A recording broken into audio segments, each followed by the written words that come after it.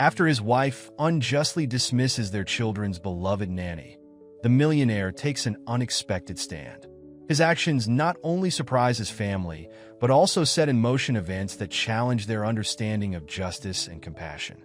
And if you cherish your family and love stories like this, don't forget to subscribe to our channel and avoid 10 years of bad luck. The evening sun cast long shadows across the marble floors of the Richardson mansion as Robert pulled into the circular driveway. Something felt off.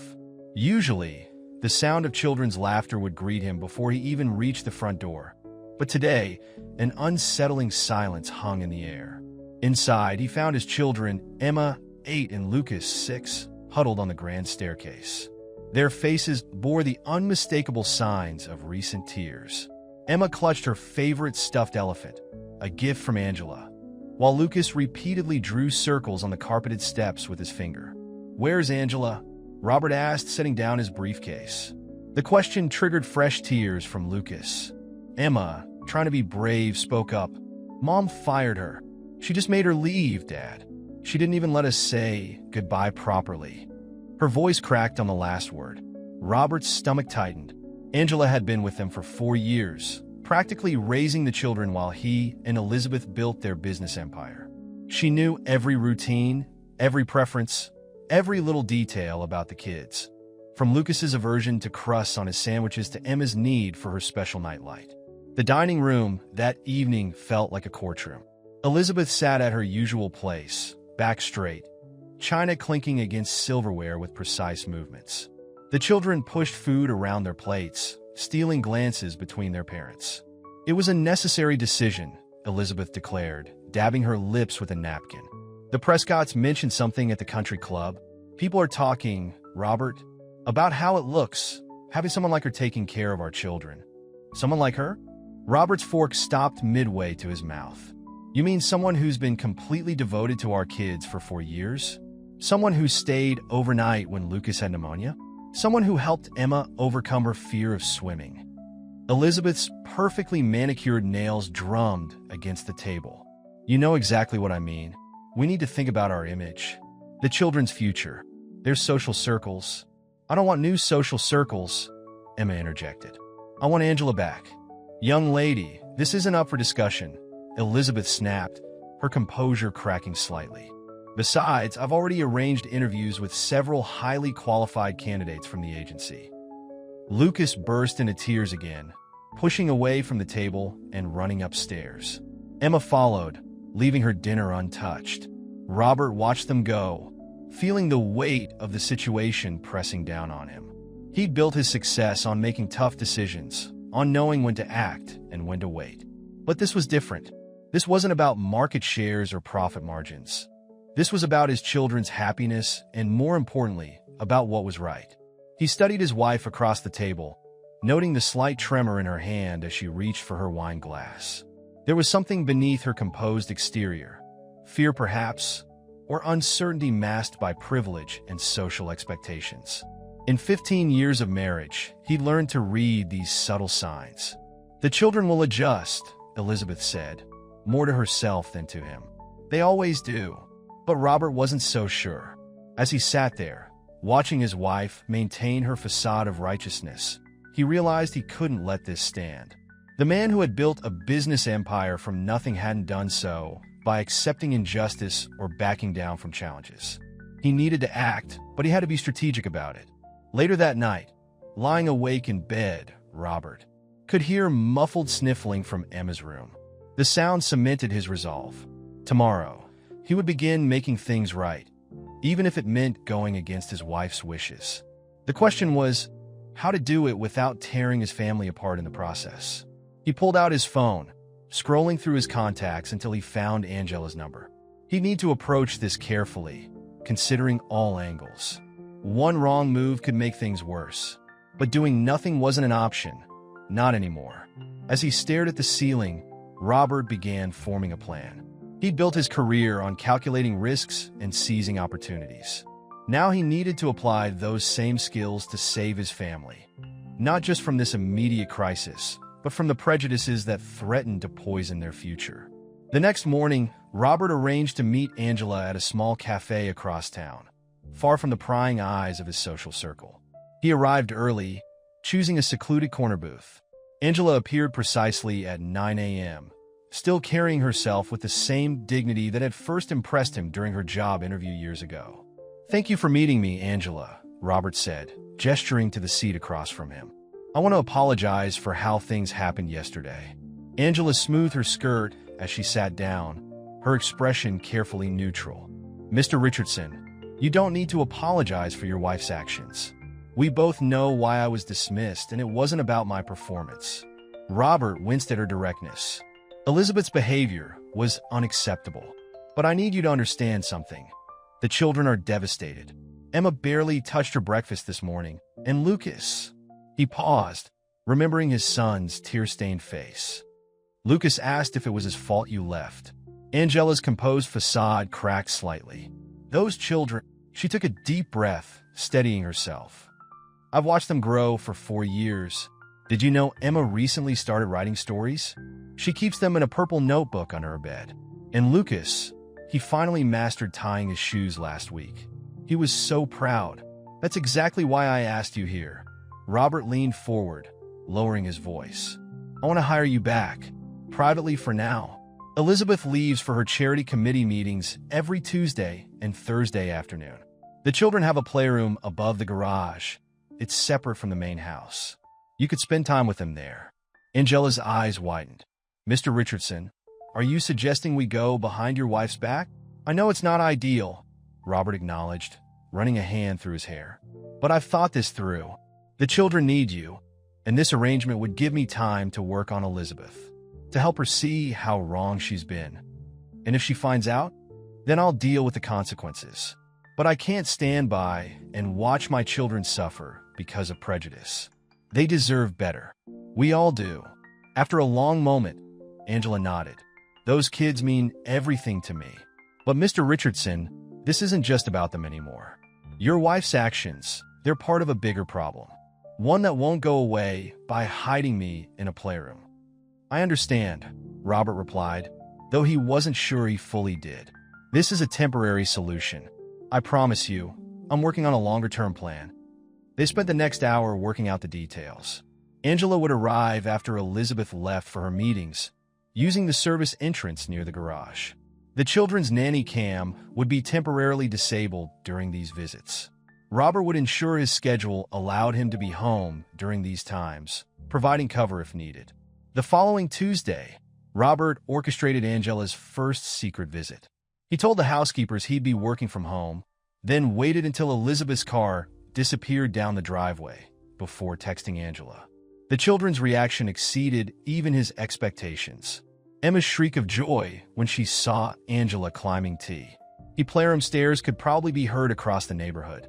Lucas launched himself into her arms with such force they nearly toppled over. "You came back," Emma kept repeating, dancing around them. "Dad, you brought her back." For 2 precious hours, the playroom above the garage transformed into a sanctuary of normalcy. Angela helped Lucas with his reading, listened to Emma's new stories, and brought out the kind of unreserved happiness in his children that Robert hadn't seen since her dismissal. But watching them, Robert felt the weight of his deception growing heavier.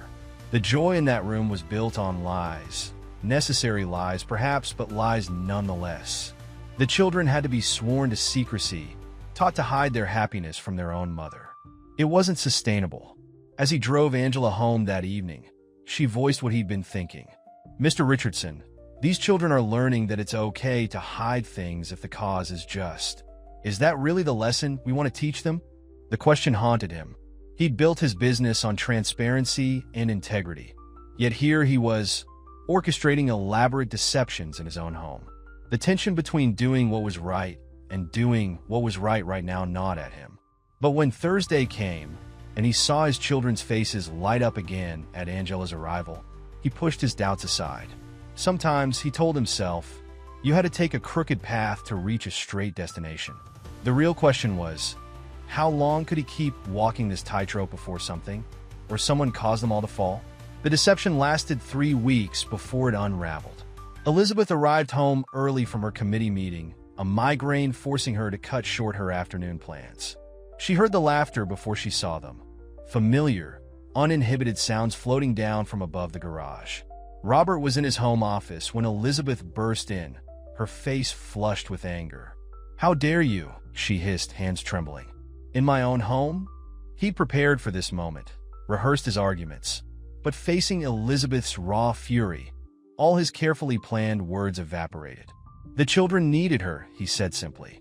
"The children needed her?" Elizabeth's laugh was brittle. "What they need is to understand their position in society. Their responsibilities. Their responsibility to judge people by the color of their skin."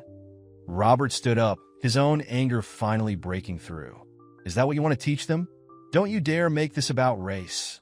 Elizabeth slammed her palm against his desk. "This is about protecting our children." Protecting them from what? From Angela?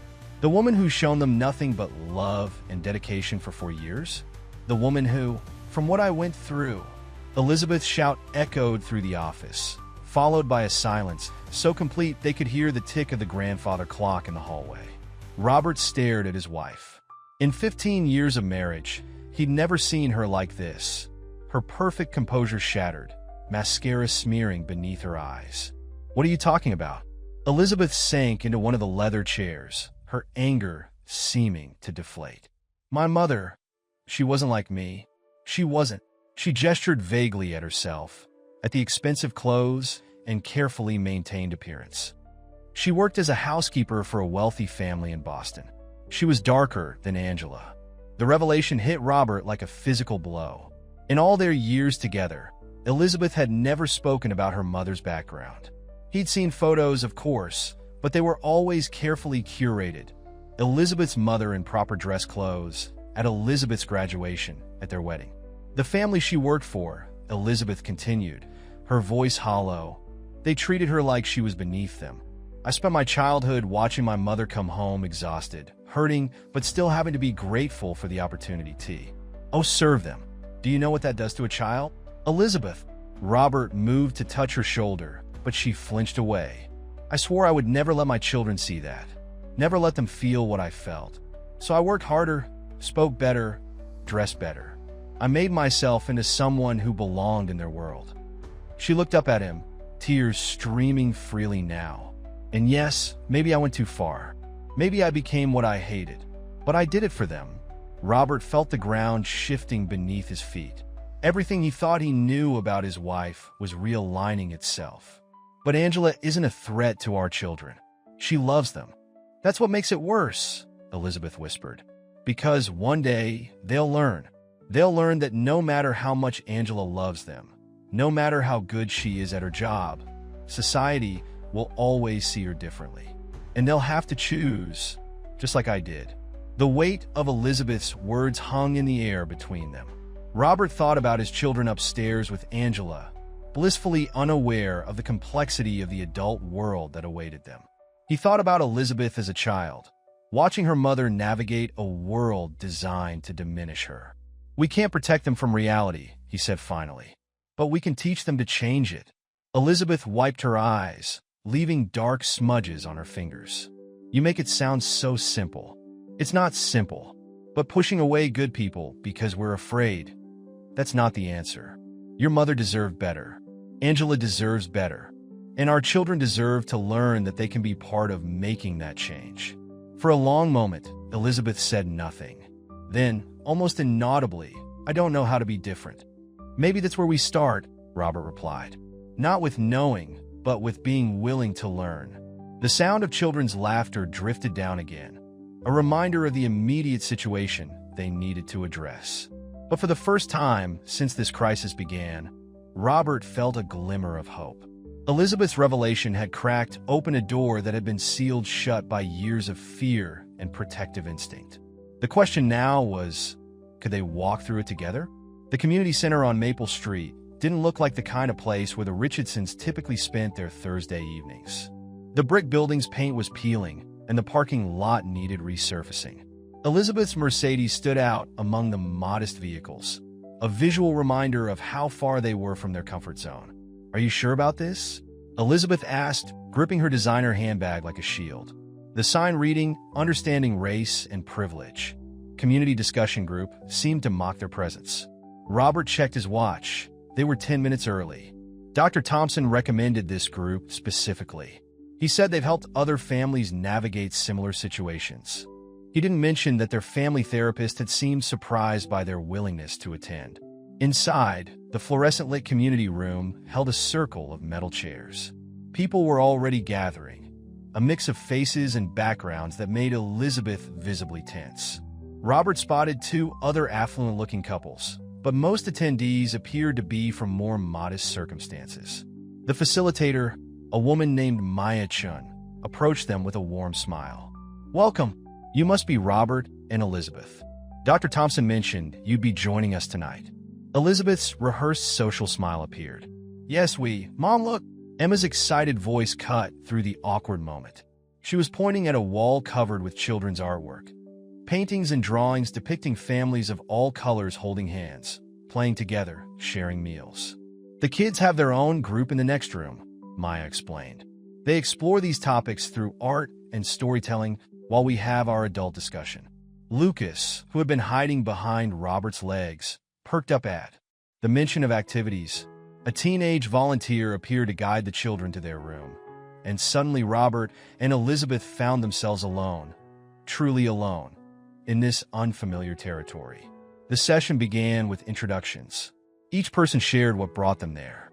When Elizabeth's turn came, she started with her usual political correctness, but something in the room's atmosphere, perhaps the raw honesty of other stories, cracked her veneer.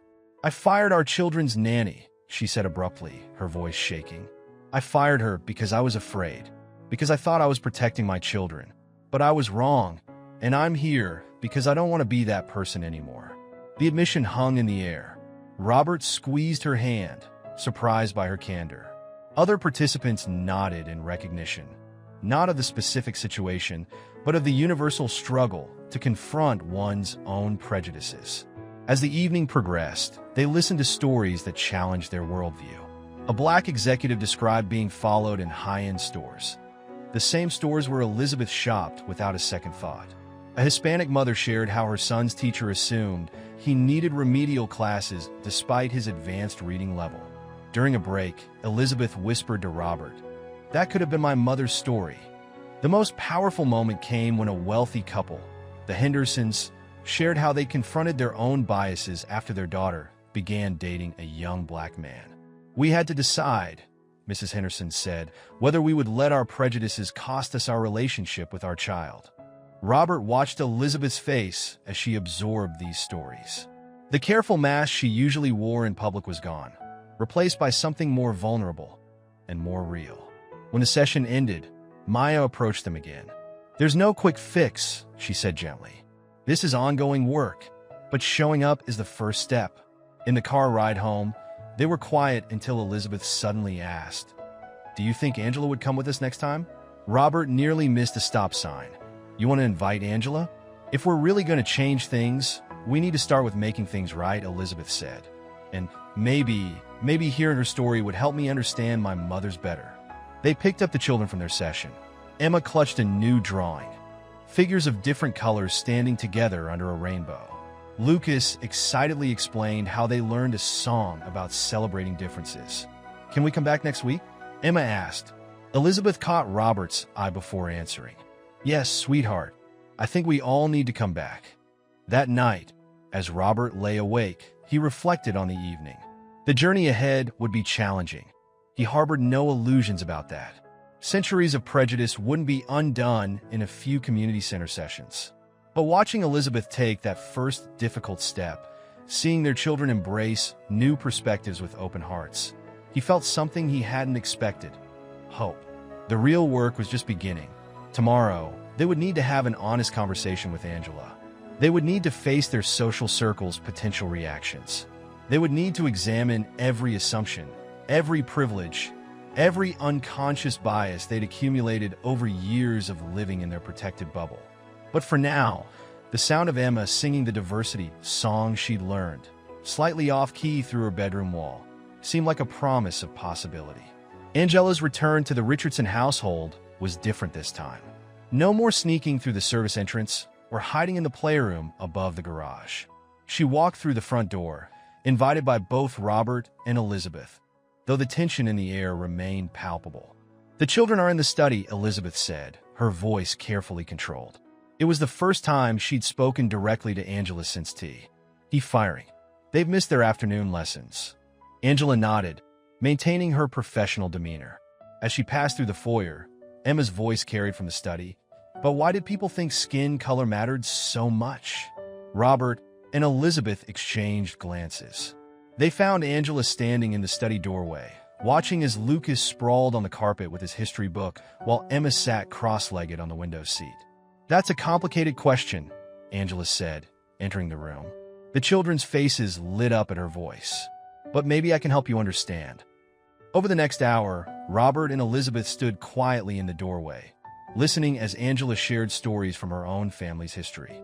She told the children about her grandfather, who had to drink from separate water fountains, and her mother, who was the first black teacher in her school district. "Were people mean to them?" Lucas asked, his small face scrunched with concern. "Some were," Angela admitted. "But there were also people who stood up for what was right, who helped change things. That's why it's important to learn from the past, so we can be those people who make things better." Elizabeth's hand found Robert's, squeezing it tightly. Her mother's story, still fresh in their minds from her recent revelation, seemed to echo through Angela's words. Later that week, during their evening routine, Robert noticed a change in the children's behavior. Emma had started writing a new story about a friendship between two girls from different backgrounds, inspired by Angela's teachings. Lucas insisted on bringing his diverse collection of action figures to school, proudly explaining to his classmates why representation mattered. "They're learning things we never did at their age," Elizabeth observed one evening, as they sat in their study after the children had gone to bed. "Things I wish I'd understood when I was young about my mother." Robert watched as his wife pulled out an old photo album, one he'd never seen before. Inside were pictures of Elizabeth's mother in her housekeeper's uniform, standing in front of various employers' homes. "I used to be ashamed of these," Elizabeth admitted, her finger tracing her mother's face in one photo. "Now I realize she was the strongest person I've ever known." The transformation in their home was subtle, but significant. Elizabeth began inviting Angela to stay for family dinners. Awkward at first, but gradually becoming more natural. During these meals, Angela shared more stories, not just about struggle, but about triumph, joy, and resilience. "My grandmother always said that food brings people together," Angela commented one evening, teaching Emma how to make her family's traditional cornbread recipe. "But it's the stories we share over the meal that really connect us." Robert noticed how Elizabeth lingered in the kitchen during these moments, asking questions about Angela's family traditions, sharing hesitant stories about her own mother's cooking. It was as if each shared memory helped bridge the gap between their worlds. The idea for the charity event came during one of these evening conversations. "We have resources," Elizabeth said suddenly, looking up from her wine glass. "Connections. Maybe it's time we use them for something meaningful." Robert recognized the spark in his wife's eyes, the same determination that had helped her transform herself from a housekeeper's daughter into a society maven. But now that energy was directed toward transformation of a different kind. "What if we organized a fundraiser?" she continued. "Not one of those stuffy galas where people write checks to ease their consciences, but something real. Something that brings people together, shares stories, creates understanding." Angela, who had been clearing the dinner dishes, paused. "The community center needs funding for their youth programs," she offered cautiously. "And there are several grassroots organizations working on educational initiatives." The planning began that very night. Elizabeth threw herself into the project with the same precision she'd once used to climb the social ladder.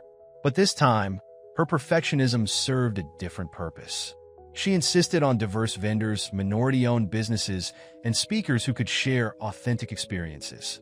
Robert watched his wife work late into the night, researching organizations, making calls, building coalitions. Sometimes he'd find her in their study, surrounded by papers, tears streaming down her face as she read stories of discrimination and resilience. "I keep thinking about my mother," she confided one night, about how different her life might have been if someone had done this kind of work back then. The The transformation wasn't just in their home. Their children brought these discussions to their private school, challenging ingrained assumptions. Emma's teacher called, impressed by her sudden interest in civil rights history. Lucas's art projects began featuring people of all colors, proudly displayed on the refrigerator door. But perhaps the most profound change was in the growing warmth between Elizabeth and Angela. What began as cautious cooperation evolved into genuine respect, and glimpses of friendship appeared in shared laughs over the children's antics or quiet conversations about their hopes for the future. "We can't change the past," Angela said one evening, as they all sat in the family room planning the charity event. "But we can make sure the next generation does better." Looking at his family, all of them, including Angela, Robert realized they were building something more valuable than social status or business success. They were building a legacy of understanding and change, one story, one meal, one honest conversation at a time. The grand ballroom of the Riverside Hotel had never hosted an event quite like this. Instead of the usual crystal chandeliers and elaborate flower arrangements, the space was transformed with art installations created by local youth groups, photography exhibits showing the city's diverse history, and interactive displays about social justice movements. Robert adjusted his tie nervously, watching the guests arrive. The crowd was notably different from their usual social gatherings. Community leaders mixed with corporate executives, activists chatted with society matrons, and children from various backgrounds ran between the displays. "Are you sure about this?" he asked Elizabeth for the 100th time, having Angela speak to everyone. Elizabeth, elegant in a simple black dress, watched as Angela greeted some early arrivals. "She needs to be heard," she said firmly. "They all need to hear her." The evening had been carefully orchestrated. Before Angela's speech, there would be performances by local youth groups, presentations about community initiatives, and a shared meal featuring dishes from various cultural traditions. Elizabeth had insisted on round tables that mixed different social groups, forcing conversation between people who might never otherwise meet. As the ballroom filled, Robert noticed familiar faces from their country club looking uncomfortable, clearly out of their element. The Prescotts, the same ones who had initially complained about Angela, sat stiffly at their assigned table, attempting polite conversation with a black small business owner and his wife. "Mom, look!" Emma tugged at Elizabeth's dress, pointing to her art piece in the youth display. A painting of hands of different colors joined in a circle. Lucas had contributed too, his childish but heartfelt drawing of Angela reading to him prominently displayed. When it was time for Angela's speech, the room fell silent. She stood at the podium, wearing a deep blue dress that Elizabeth had insisted on buying for her, though Angela had initially protested. "Good evening," she began, her voice steady, despite the hundreds of eyes fixed on her. "I never expected to be standing here tonight. A few months ago, I was fired from my job for being the wrong color in the right house." Robert heard sharp intakes of breath from several tables. Elizabeth gripped his hand tightly. "But this isn't a story about being fired," Angela continued. "This is a story about what happened next. About a family that could have chosen comfort over conscience, but instead chose to face their own biases. About children who taught their parents that love doesn't see color. About a woman who had the courage to confront her own fears and prejudices." She went on to share not just her experience with the Richardsons, but stories from her life.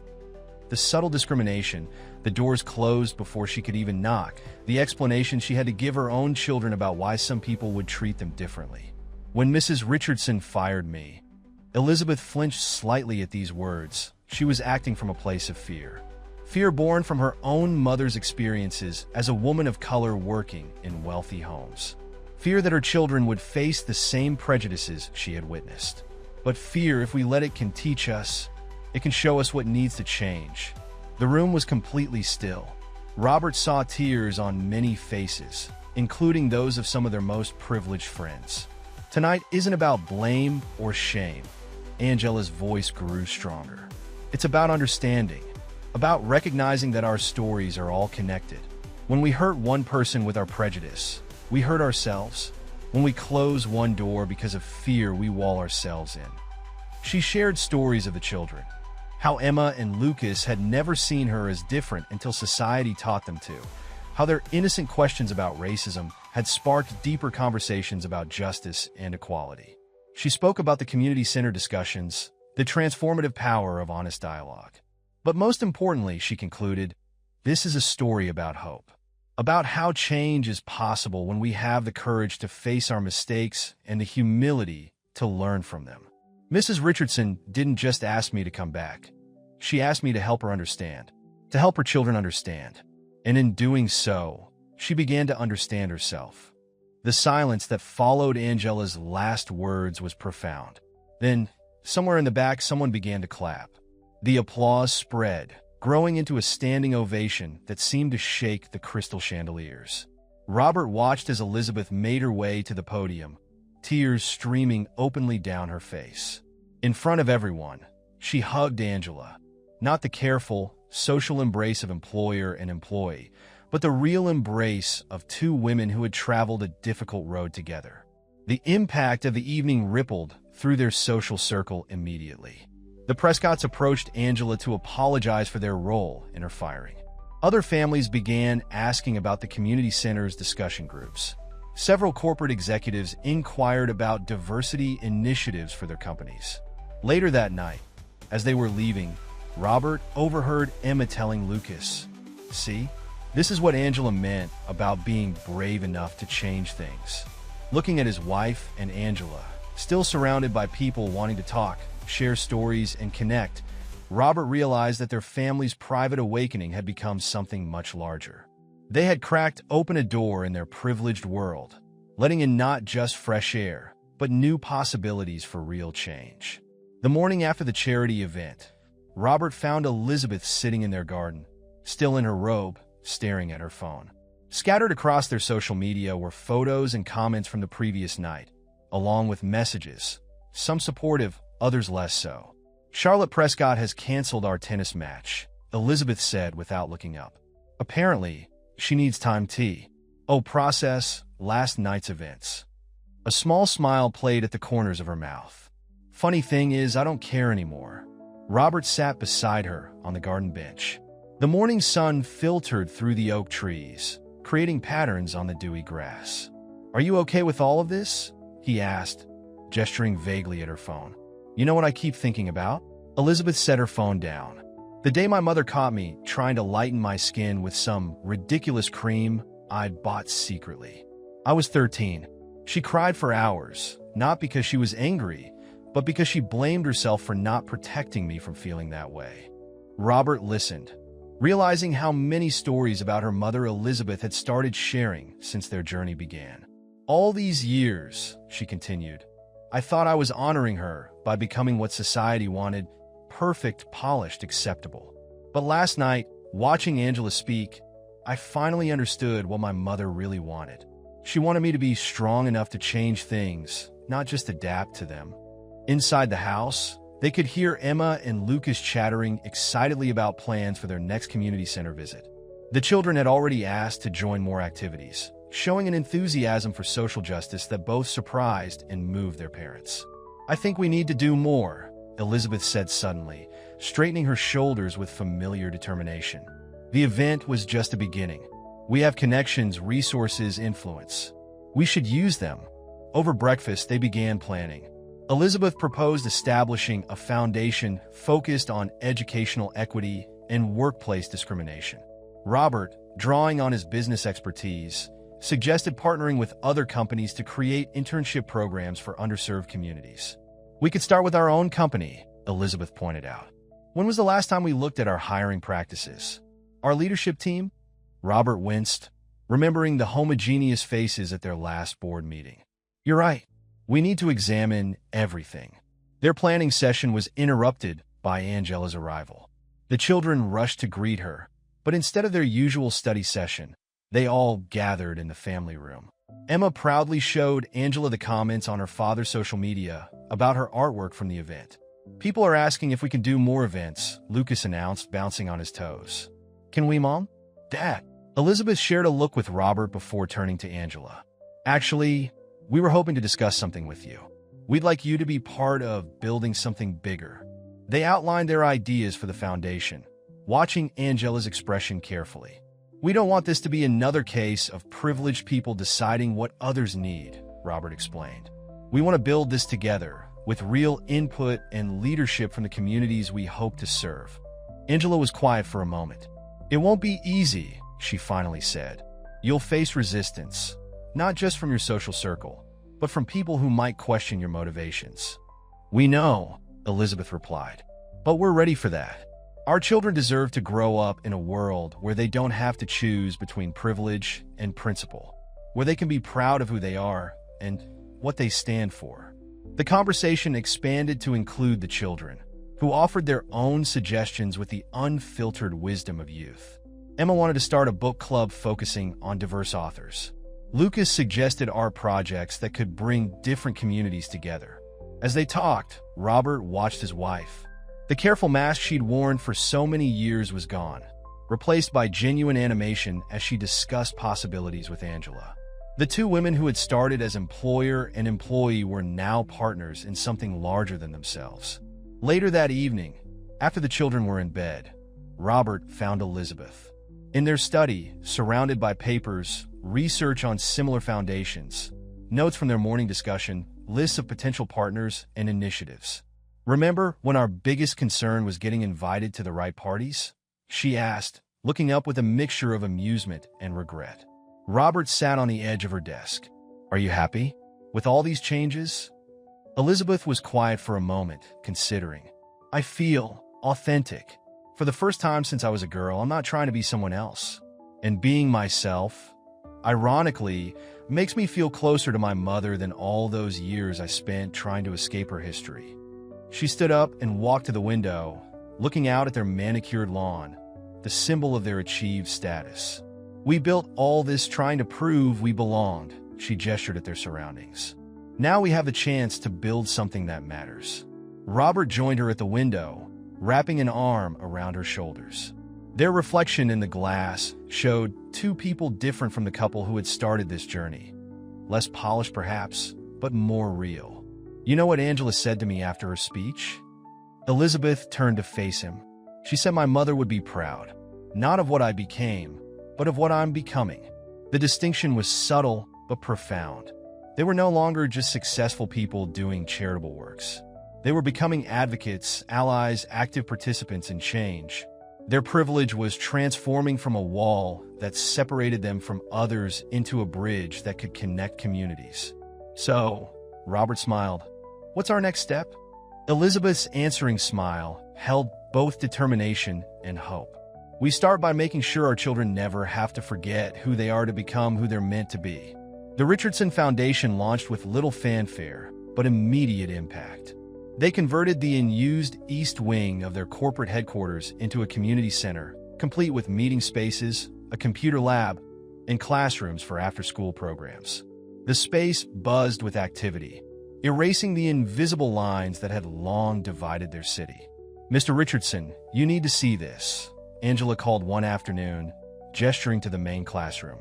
Inside, Emma stood before a group of children from various backgrounds, confidently leading a discussion about her latest book club selection, a story about a young girl navigating between two cultures. And why do you think the author wrote it this way? Emma asked her peers, displaying a natural talent for facilitation that made Robert's chest swell with pride. In another room, Lucas sat cross-legged on the floor with children from the local shelter, teaching them how to use the coding program he'd learned at his private school. Elizabeth had insisted that any educational resources available at their children's school should be shared with the community center.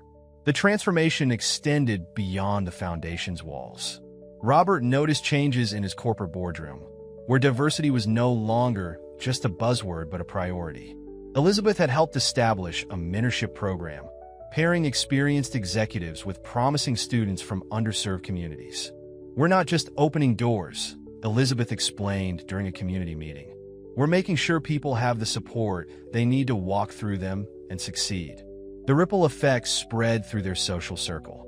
Some friends distanced themselves, uncomfortable with the Richardsons' new advocacy role. Others, inspired by their example, began their own journey of awareness. The Prescotts, once the catalyst for Angela's firing, now regularly volunteered at the center. It's fascinating, Robert overheard Mrs. Prescott telling another volunteer how much we miss when we stay in our bubble of privilege. The children's school underwent its own evolution. Emma and Lucas's openness about their family's journey sparked conversations among their classmates and teachers. The administration, initially resistant to change, began implementing diversity initiatives after pressure from parents who had attended the Richardson's programs. One morning, Robert arrived at the center to find Elizabeth and Angela deep in conversation with a group of domestic workers. They were discussing workplace rights and educational opportunities for their children. Elizabeth's eyes shone with tears as one worker shared a story reminiscent of her mother's experiences. "We're creating a legal aid fund," Elizabeth announced that evening over dinner. "Too many workers face discrimination without resources to fight back. My mother never had that support, but we can make sure others do." The foundation's work attracted media attention, but not the society page coverage they were used to. Instead, serious journalists wanted to understand their transformation from privileged observers to active participants in social change. "How do you respond to critics who say this is just wealthy guilt?"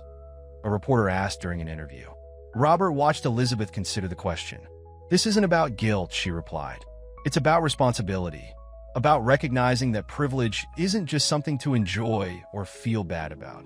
It's a tool for creating change." Angela, now the Foundation's program director, developed initiatives that went beyond traditional charity. They created business incubators for minority entrepreneurs, scholarship programs that included mentorship and internship opportunities, and advocacy training for community leaders. "We're not just helping people," she explained during a board meeting. "We're changing the systems that create inequality in the first place." The children's involvement deepened. Emma started a podcast where young people shared their experiences with discrimination and hope for change. Lucas organized a tech fair where students from different schools could collaborate on projects addressing community needs. One evening, as they gathered for their now regular family dinner with Angela, Emma made an announcement. "I decided what I want to do when I grow up," she declared. "I want to be a civil rights lawyer." Lucas piped up, "And I want to make apps that help people learn about different cultures." Robert caught Elizabeth's eye across the table, seeing his own emotion reflected there. Their children were growing up with a sense of purpose neither of them had possessed at that age. The Foundation's first anniversary celebration was different from their usual social events. Instead of formal speeches and expensive decorations, they hosted a community festival in the park. Food trucks representing diverse cuisines lined the paths. Local artists performed on multiple stages, and an information booth showcased various initiatives. Walking through the crowd, Robert observed the natural mixing of social classes and cultures. Elizabeth, dressed casually in jeans, was teaching traditional recipes she'd learned from her mother to an enthusiastic group. Angela moved between activities, the respect she commanded evident in how people sought her guidance. "You've created something remarkable," Maya Chun, their original community center facilitator, commented as she joined Robert. "But more importantly, you've shown others it's possible." Looking at his family, Elizabeth sharing stories with warmth instead of shame, their children moving confidently between different groups, Angela leading with wisdom and authority. Robert realized they'd built more than programs and initiatives. They'd built a new way of being in the world, one that acknowledged past wounds while actively working to heal them. Their privilege had become a platform for change rather than a barrier to understanding. "The real work is just beginning," Elizabeth often said. And she was right, but they were no longer the same people who had started this journey. They had become what their children already knew how to be: bridges between worlds, advocates for change, and proof that transformation was possible, one honest conversation at a time. The social media post appeared on a quiet Sunday morning. Victoria Whitmore, Elizabeth's former college roommate and longtime friend, had written a scathing editorial in the city's most prestigious newspaper, titled "When Virtue Signaling Destroys Social Fabric: The Fall of the Richardsons." Elizabeth's hands shook as she read the article on her tablet. Victoria had weaponized every intimate detail shared during their 20-year friendship, painting a picture of a family that had lost its way in a desperate attempt to appear woke. "Mom!" Emma stood in the doorway, her phone in hand. "People are sharing Mrs. Whitmore's post at school." They're saying mean things about us." Robert found them both in the kitchen, Elizabeth still staring at the article. The words seemed to leap off the screen. "Elizabeth Richardson, once a pillar of our community, has betrayed her class and position. Their children, once promising heirs to a respected legacy, now spout social justice rhetoric without understanding the damage they do to their own future prospects. She's trying to hurt us where we're most vulnerable," Elizabeth whispered, her finger hovering over a particularly cutting paragraph about her mother. "She knows all our secrets." The attack was methodically crafted. Victoria had been a constant presence in their lives until the changes began. She'd been there through Elizabeth's carefully constructed social climb, witnessed her desperate efforts to distance herself from her background, shared countless intimate conversations about their fears and ambitions. The article didn't just criticize their current actions. It questioned their motives, their sincerity, and most painfully, their right to change. The Richardsons' sudden embrace of social justice causes is nothing more than an attempt to rebrand themselves in an increasingly hostile social climate, Victoria wrote. They've abandoned the very principles that made their success possible. The fallout was immediate. Several foundation donors called to review their commitments. Parents at the children's school began questioning the new diversity initiatives. Even some of their recent allies seemed to step back, unsure about the accusations of insincerity. "Should we respond?" Robert asked during an emergency meeting with their foundation board. "Issue a statement?" Angela, who had remained quiet throughout the initial discussion, finally spoke. "This isn't just about your reputation. Victoria's attack is meant to discredit the work itself, to suggest that privileged people can't be genuine allies in fighting discrimination." Elizabeth's phone buzzed with another message. Victoria was scheduled to appear on a local news program to discuss the controversy. The timeline of her attack was becoming clear. This was a calculated campaign to undo everything they'd built. That evening, they gathered in the family room, Robert, Elizabeth, the children, and Angela, to decide their next steps. Lucas had been unusually quiet all day, but now he looked up from his tablet with determination. "Remember what you told us about being brave?" he asked Angela. "About how sometimes doing the right thing means people won't like you?" Emma joined in. "Mrs. Whitmore is just scared, isn't she? Like Mom was before? Because when things change, some people get scared." Elizabeth caught her breath, hearing her own transformation reflected in her children's understanding. "Yes," she said softly. "She's scared, and she's trying to make others scared too.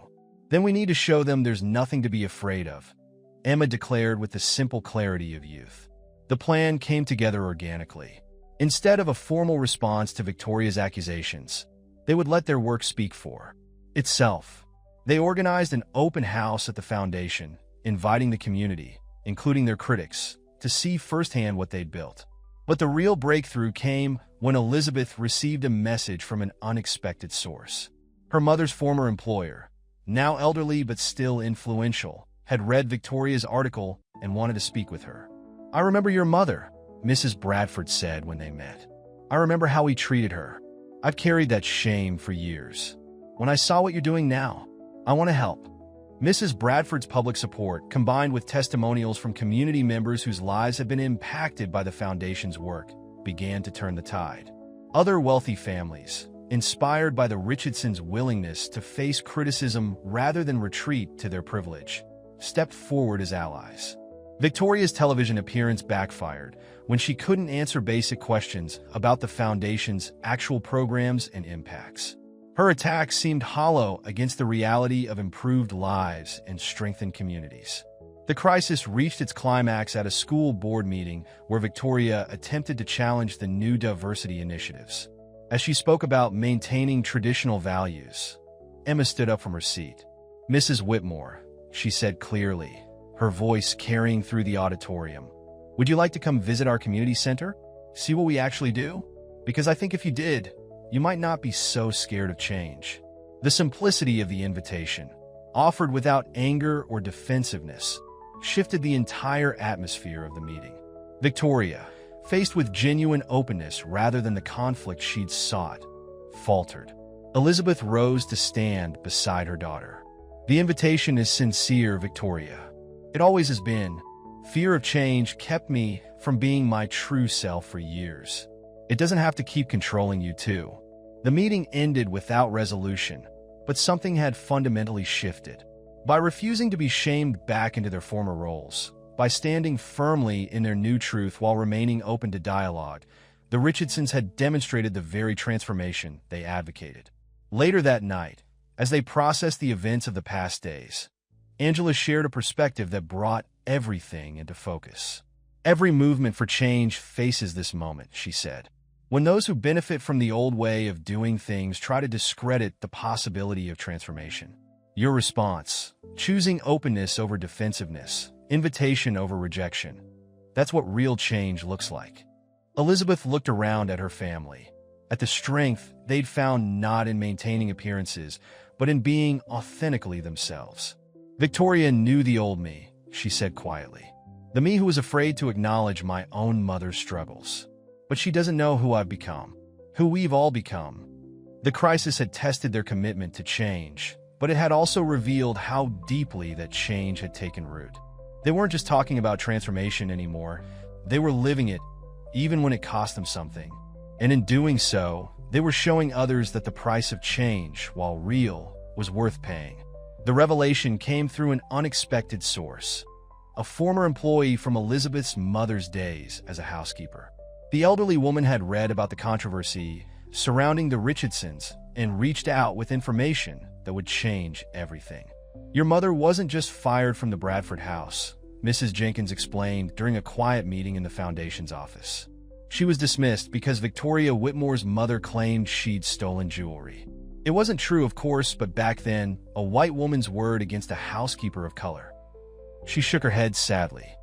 That's why you never saw your mother work in any of the big houses again. Elizabeth sat perfectly still, memories rear-ran, jing themselves like puzzle pieces finally finding their proper places.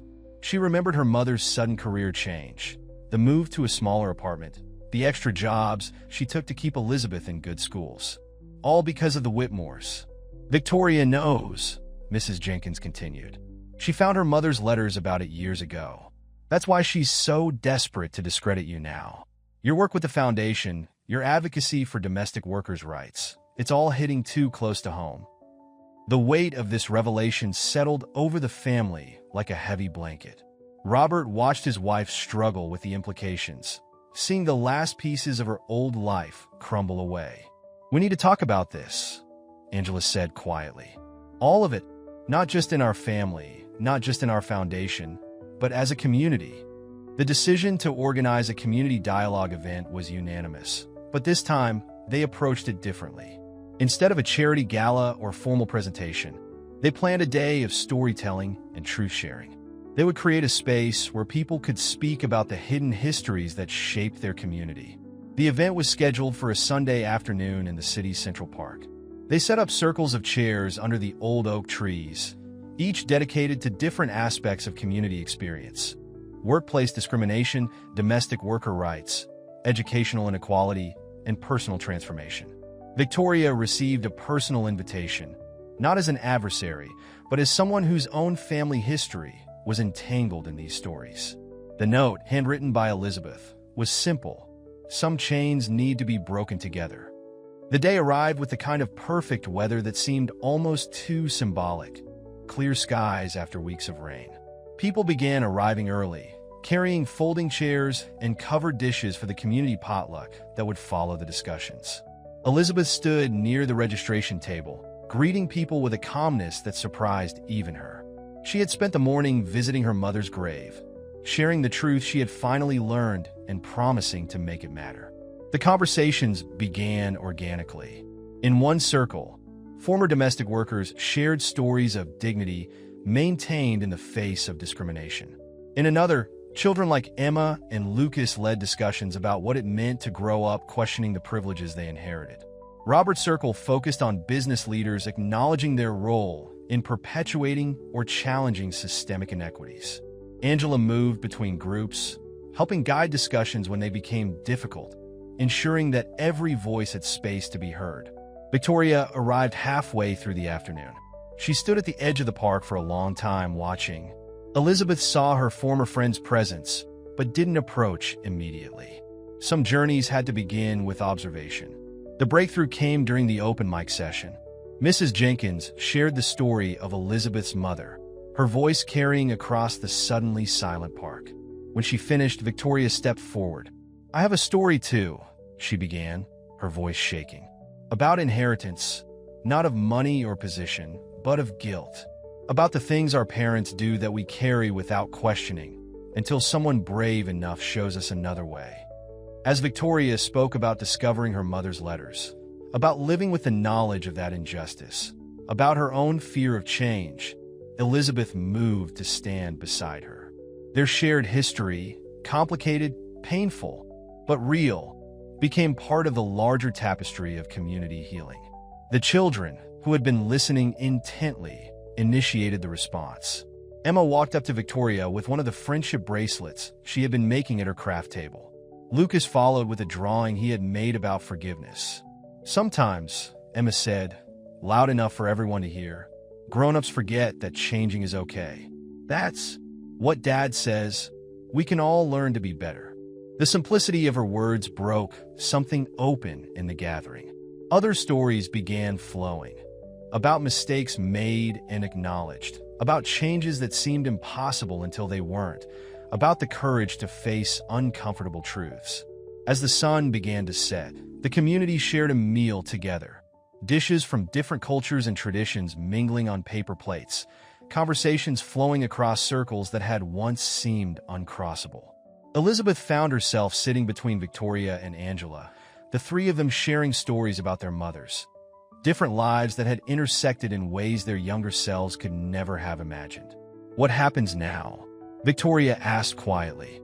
"Now," Angela replied, "we keep doing the work. Together."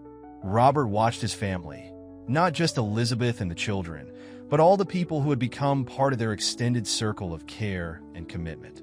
He saw how their personal awakening had sparked something larger, how their willingness to change had created space for others to do the same. The foundation would continue its work, strengthened by new allies and deeper understanding.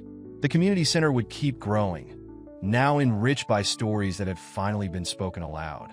Their children would carry these lessons forward, already showing more wisdom than their parents had known to hope for. But perhaps most importantly, they had shown that transformation was possible, not just in grand gestures or public statements, but in the quiet courage of facing truth, in the daily choice to be better, in the persistent hope that change, once begun, could ripple outward endlessly. As darkness fell and lanterns were lit around the park, Emma grabbed her father's hand. "Dad," she whispered, "I think we're all going to be okay now." Robert squeezed her hand, watching as Elizabeth and Victoria helped Angela pack up the storytelling circles, their shared laughter carrying across the evening air. "Yes," he said, "I think we are." And in that moment, under stars that had witnessed countless generations of struggle and hope, the Richardson family's awakening became part of a larger story, one of community, transformation, and the endless possibility of change.